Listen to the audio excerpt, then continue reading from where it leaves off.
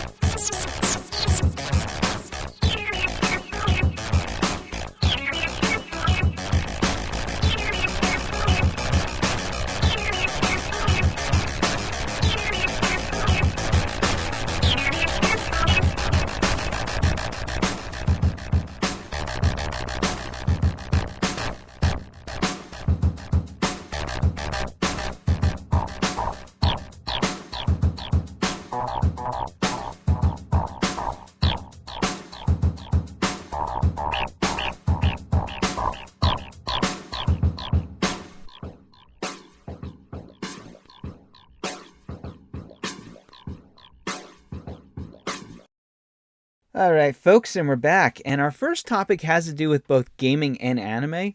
So, most of you probably already heard about this, but the latest episode of the Pokemon Sun and Anime came out, and in it, Ash Ketchum finally became a Pokemon champion. It took him 20 years on TV, but he actually friggin' did it. Though it's also kind of sad if you think about it. I mean, he had to go halfway around the world to actually do it. But who knows, maybe in a few episodes Gary will show up and then just completely rain on his entire accomplishment. You never know with this series. Personally, I haven't watched Pokemon consistently, maybe since I was around 11 or 12. That was around the same time I stopped playing Pokemon as well. I started getting older and I kind of lost interest in it. Though this actually reminds me of something. I remember around the time Sun and Moon came out, I don't know if it was one person or a whole group of people, but whoever did it, they actually went through every single episode and they actually measured the amount of time between the very first episode and the first episode of the Sun and Moon anime. And apparently they calculated that it was like 5 years had actually passed. So it's 20 years on television, 5 years within the entire series. But of course, that's what happens when most of your episodes are filler. Anyway, next topic. Alright, so this one is pretty interesting. So recently the ESA's planning document for E3 2020 was supposedly leaked. And now this could be complete BS, so take it with a grain of salt. But supposedly they want to make major changes to the event, one of which is to bring more influencers and celebrities into it. Mostly to just sort of introduce games and to compete against each other. Personally, I think that that's a terrible, cringy idea. The other idea, however, is they want to divide it between the industry and the public. Basically, they want day one to be an industry-only event, and they want day two to be open to the public. Of course, the moment I read that, I suddenly was getting flashbacks to E-for-All. And if you don't know what E-for-All is, oh boy. Oh boy. Back in 2007, the ESA got this brilliant idea to divide E3 into two separate events. One was the E3 Media and Business Summit, which was only for the industry, and the other one was E4All, which was only for the public. However, one of the biggest problems with E4All was that most of the companies that showed up for E3 didn't show up for E4All. In fact, of the three major console makers, only Nintendo showed up. Microsoft and Sony were complete no-shows. Hell, it only had an attendance of less than 20,000 people, so not many people showed up. They tried it one more year in 2008, and then after that, it was never heard from again. That was it. They suddenly just said, okay, we're going to only do one event, and that was it. So I'm kind of hoping they won't go forward with this. apparently there's also rumors that many publishers aren't really happy with these changes. So let's just hope that the publishers basically twist the ESA's arm enough that they eventually don't even go forward with these changes. So anyway, next topic. Okay, so going back to Tokyo Game Show, they had their annual Japan Game Awards, and the winner of the Grand Award this year was, of course, Super Smash Bros. Ultimate. And the person who accepted the award was, of course, Masahiro Sakurai himself. And his acceptance speech is actually very well done. He did a very touching tribute to Satoru Iwata, but he also talked about a lot of the behind-the-scenes stuff. And more specifically, he talked about the idea of putting non-game characters in Smash Brothers. And he said, and I quote, "I get all these kinds of requests from abroad, like, where's my beloved Iron Man, or where's my beloved Goku? However, basically, Smash will only have content from video games in it." So in other words, he's basically confirming everything we've known since the Fighter Ballot. And oh boy, I remember that whole debacle. You had people who were spamming that entire thing with votes for Goku and Shrek, and then they were shocked when it turned out that Nintendo went with the most reasonable winner, who was Bayonetta.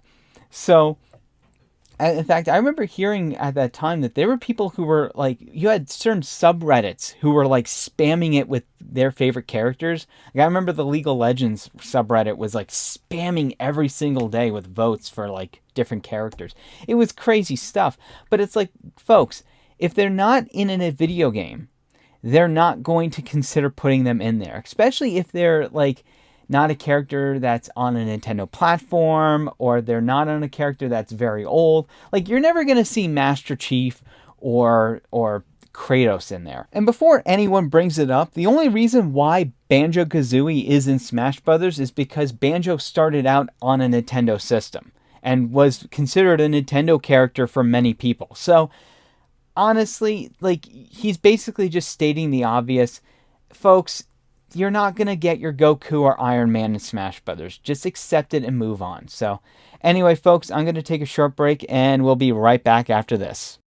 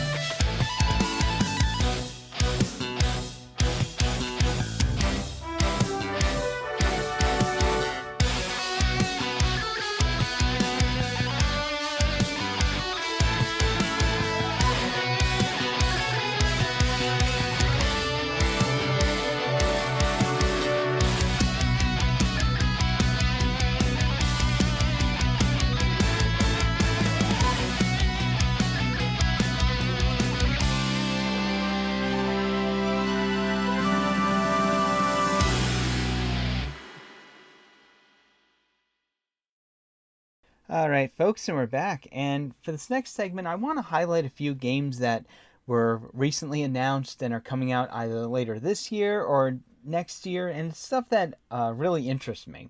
The first one that was announced was, of course, Dragon Quest 1, 2, and 3 are heading to the Switch. That's right, the games that basically started the entire Dragon Quest franchise. Not just that, but basically launched RPGs in Japan. A lot of people don't realize just how the impact Dragon Quest had on RPGs in Japan. Because before then, RPGs weren't really that popular. And then here comes Dragon Quest. It comes out, and suddenly, boom, suddenly you're getting stuff like Phantasy Star and Final Fantasy, you know? So that's coming out on September 27th, all three.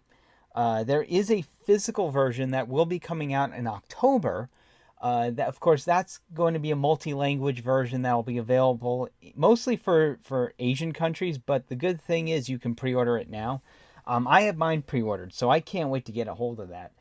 Another thing that was interesting, speaking of Dragon Quest, of course, is the original Dragon Quest monsters, and this is now available on the Nintendo eShop. That's right, they ported over the original Dragon Quest monsters to Nintendo Switch. You can get it for about 1,500 yen on the eShop. I don't have a Japanese account. I have no interest in starting one, so I'm kind of hoping this will get a Western release. Next up, of course, is a game that I'm not sure if too many people are familiar with, but it's one that I really like, and that's Death Smiles. If you don't know what Death Smiles is, it was a bullet hell game that was released in arcades in Japan, but it got an Xbox 360 release, and I think its only Western release was on the 360. In fact, it was one of the first games I bought for the 360. I bought it on a whim because it was recommended on Amazon, so I thought, okay, I'll check it out. And it was the collector's edition, and I ended up actually really liking it. It's a bullet hell that has sort of like a gothic Lolita sort of theme to it, but it's a really fun game, really fun shooter. So I'm glad that they're going to be porting it over to modern consoles. Of course, they don't specify what systems it's coming to, but I guarantee you it will be the PS4, the Switch, Xbox One, that sort of stuff. So definitely excited about that. Also excited the fact that it's also Death Smiles 2 is getting released. I never got to play the sequel, so really looking forward to that. And next up is something that really caught my attention. It was something that was really, I thought was like the most neatest thing. And that is SNK announced that they will be releasing the Neo Geo Arcade Stick Pro. What it is, it's a standalone arcade stick that's modeled after the Neo Geo CD controller. But the neat thing is it has 20 built-in fighting games. So far they've put out a list of them, and they are King of Fighters 95, 97, 98, 99, 2000, 2002, Fatal Fury Special, Fatal Fury 3, Goro, Mark of the Wolves, Samurai Showdown 2, 3, 4, 5, Art of Fighting, World Heroes 2 Jet, World Heroes Perfect, Ninja Masters, The Last Blade 2, and Kazuma Encounter. So that looks awesome. But what's also really cool about this is that you can actually connect it to a PC and use it as a fighting stick for any PC game. So that, I think, is really awesome. So I'm definitely looking forward to that. And last but not least, Square announced that Final Fantasy 7 and 8 Remastered will be getting a physical release on the Switch. That's right, both games will be available on one cartridge in a twin pack. Now, I would have been totally up for this, except it's missing something. A third game.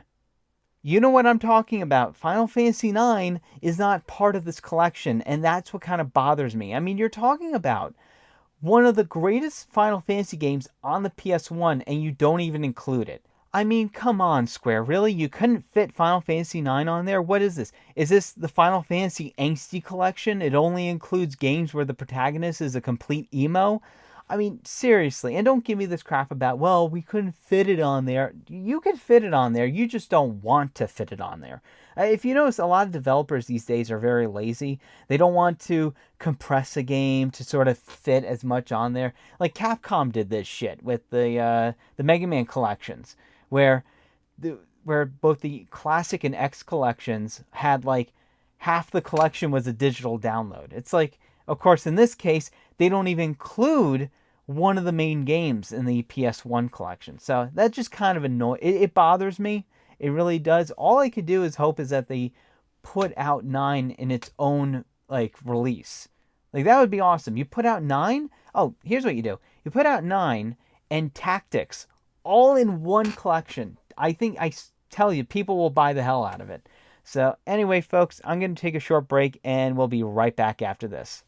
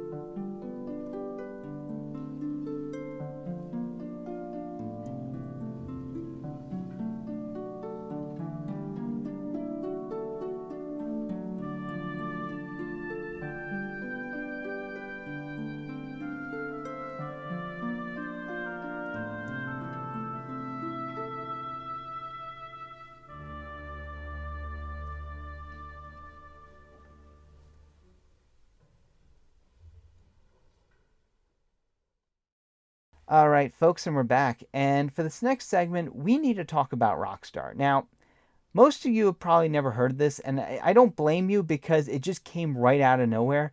But Rockstar Games has announced that they've released their very own games launcher. That's right, the Rockstar Games Launcher.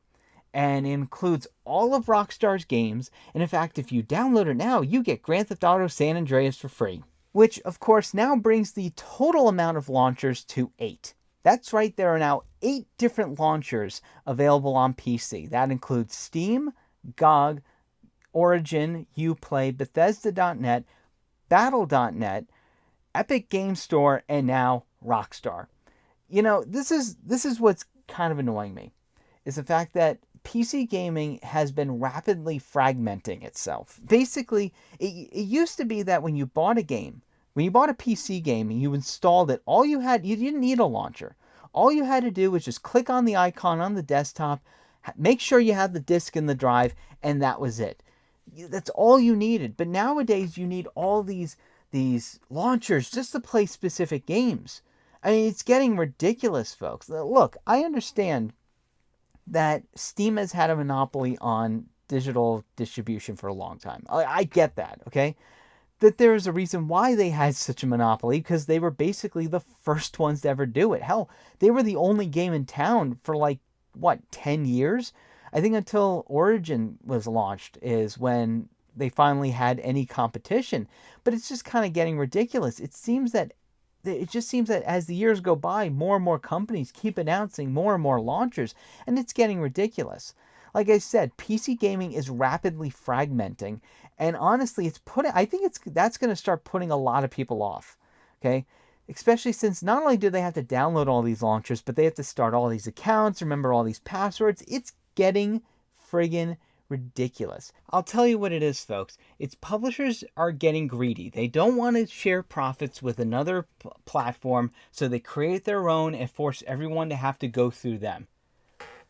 Hell, at this point, it wouldn't surprise me if this was basically like Epic Game Store, in which it's basically spyware. I mean, think about it. It's a good way to collect people's data. You offer them games, they download your platform, and there you go. Suddenly you can just access all the information on their computers. It really is scummy crap. This stuff is also to further control any digital games you own. Think about it. You don't own any of the games on your libraries. You don't own those games. You don't. You have no control over whether or not you can play them. In fact, basically, the companies can withdraw those games from your libraries at any moment. Okay? That's what a lot of these EULAs state. They can remove those games off your library. It doesn't matter if you paid the money or not. Hell, these launchers have basically made physical ownership of video games impossible, because every physical game requires some sort of launcher. Case in point, okay, back in 2013, I bought BioShock Infinite Premium Edition. It was a nice set. It included the game, it included an art book, a soundtrack CD, as well as a little figure for the board game. All right? And the thing is, however, is when I put the disc into my computer to install it, I was suddenly introduced to a prompt that told me the game had to be linked to my Steam account. In other words, I purchased a glorified boot disc. That's all it was. It was a boot disc to verify that I actually bought the game. For a more recent example, a few months ago, I purchased Diablo 3 Battle Chest. Okay? The game comes on 2 discs, and I assumed that, well, the game is actually on the disc. Turns out, nope. Instead, it's also a glorified boot disc that's meant to verify that you actually purchased the Battle Chest. This is the absolute state of PC gaming, folks. You can't physically buy your own games anymore. And even if you do, you don't actually own them physically. All you own is a glorified boot disc. And then there's the question of sustainability of these platforms. How long will they last? And if they do go, what will happen to your entire library? This is a huge problem that I have with digital distribution, is the idea of eventually these services will be shut down and you will not have any access to the games that you purchased. Hell, this is something that's already being felt on some consoles. There was a lot of digital games that were released for the PS3 and the 360 that never got physical releases or were never ported over to the newer consoles. Stuff like Afterburner Climax or Scott Pilgrim the movie, the game, which I actually do have for the PS3. These are games that never got physical releases, and because for some reason the companies decided to remove them from the store. So basically, you can't even re-download them. Okay? They're on your console until you decided to delete them or until your hard drive basically corrupts. And that's a huge problem for the archival of video games, because a lot of these games, they do need to be archived. They do need to be preserved. And we're not getting that. I don't see a solution to that. The only one who I'm seeing actually has a solution to this is at least GOG, because they'll at least allow you to download a DRM-free version of the games. I'm not seeing that on Steam or on Origin or Epic Game Store. So this is just a huge problem I have with digital store fronts. And the more they get released, I feel the more it will put off people. I guarantee you, this is how PC gaming will die. Not with a crash, but with launchers. So anyway, folks, I'm going to take a short break and we'll be right back after this.